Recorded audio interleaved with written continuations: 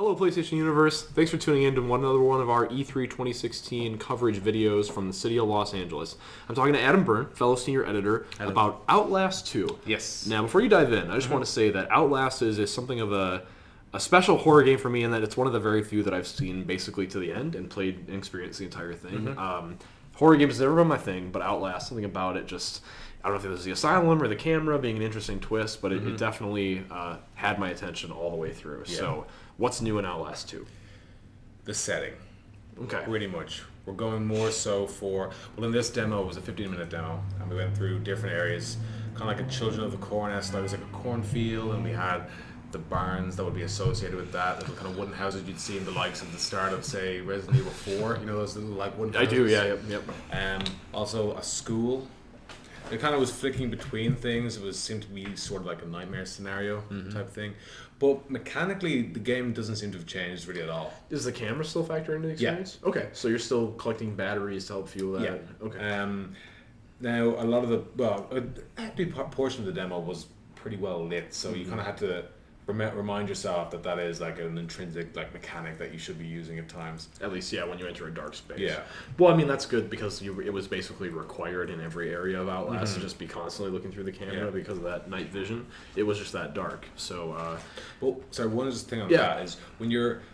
One thing that maybe could be perhaps a little bit iffy with the demo was that when you're collecting the batteries, you would only happen upon them in moments that you should be running. Like...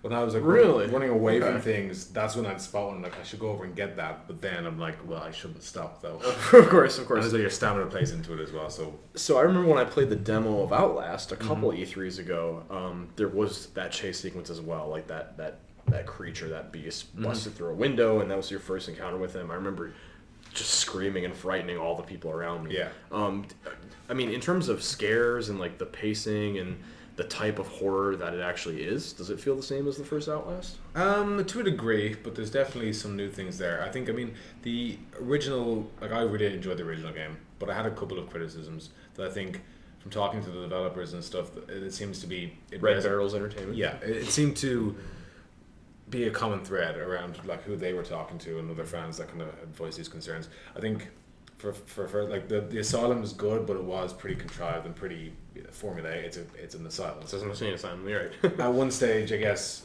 when you get into, because it was quite a long game for what it was, and when you got to a certain point, you kind of learned the mechanics and the kind of inherent like drawbacks of that with some of the enemies, so you'd understand their patterns and like the whole kind of scare factor.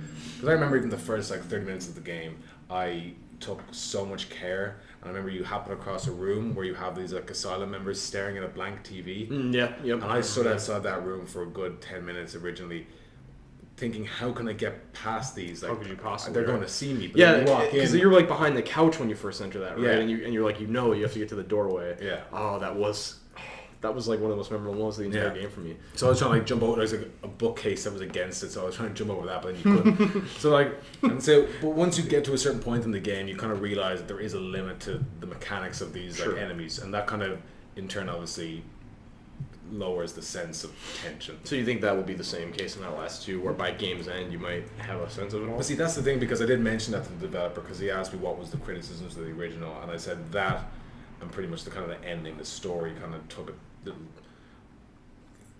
little bit of a turn, kind of more supernatural based, and it kind of just seemed not so much a cop out, but it wasn't kind of what I wanted to that I thought would be a better served ending. But he seemed to he understood the mechanics thing. He said it's a lot more diverse in this one, which of course is something that will obviously hold attention a lot more, which is important for this game. Yeah, I think the only way to really keep fright alive and at the same level of intensity as it was when you started the experience is to introduce not just new enemy types, but also new room types and new environment types, just new challenges basically every hour of the game. Because that's what you would expect in a horror movie, and we're playing a 10-hour, 12-hour horror movie. Yeah.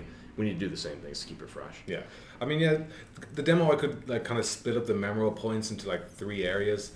Like towards the end, you're running through a cornfield and like there's lights searching for you, like these kind of farmer type people, and you're running and you're hiding ducking underneath, and It's that's just so much nope. yeah, like So you much run through a house and you see a guy with like an axe pretty much, and you're like, right, just going past him. And then I'm out, but it's like dark, and like these corn stalks are huge, and you're trying to run through them, and you turn around and you can see the lights, and then the lights are on the right, and you're like, okay, where am I going? Because I can't see. Dear God. Yeah. No. And then before that, there's a part that was, I feel like I should have seen it coming, but I didn't. And it's funny because when you're playing this wasn't closed off. This was the demo that is on Microsoft's floor at the moment, and you have everybody around you, so you're trying to like, I don't want to jump because I want to look, Certainly. yeah, have a certain You do walk around with a certain level of maintained badass. yeah, so of I course. Yeah, understand. well, you don't want to jump when you see things, but anyway, Not like me. of course. So we were in the class. There was like a corridor of a classroom, corridor of a school rather, and I walked through each door, try to open it, jammed, go through. And one thing I liked actually, something very simple, not necessary at all. When you try and open a door, and say if I leave that area, come back and try to open the same door for whatever reason, say I'm stuck and I'm like, I'll try that door again, it tells you jammed, you can't try and open it again. This happened in all other games where I've like, tried to open the door, oh it's locked, go away for a while, come back and does I try this door? I'll open it again, but like it kind of cuts it off, so you can't get there, you've tried, so. It informed you. It let you know that it says jammed. There's no option to try and open open it. Sure. It's a nice thing. So you're going through this corridor, up, down, checking every door, and you see a little music box, and I was like, in a of course, little tropes coming out in this locker. So it's like, use the music box. And I was like, I don't want to use the music box, but I have to. So you use it, and I was like, okay, if I turn around here, something's going to happen. Put it down, nothing happens, turn around, like nothing happens, go up and down the corridor again. You get confused because all the doors are jammed, you can't get out, and then literally just at one random point in the door you turn around, bang, there's something in your face, of course.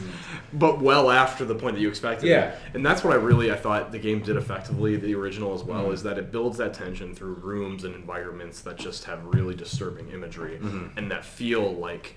That was probably really, in terms of horror, the first game's biggest success is that they set you up and played with your expectations in really interesting ways. So yeah, it sounds like that's very much alive in this. Pretty much, yeah. It just seems like a natural evolution. I mean, the settings have changed.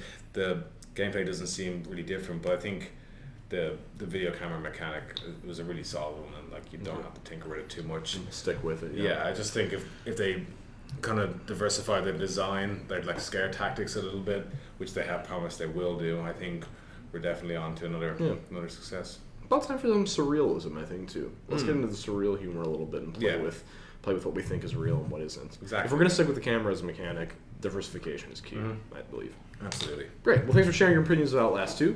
Let us know what you thought of the original Outlast and whether you're excited for Outlast 2 in the comments of this article or video. And stay tuned to PSU, PSU.com, and our social feeds for more E3 2016 impressions, reactions, and coverage from the show floor. Thanks for watching.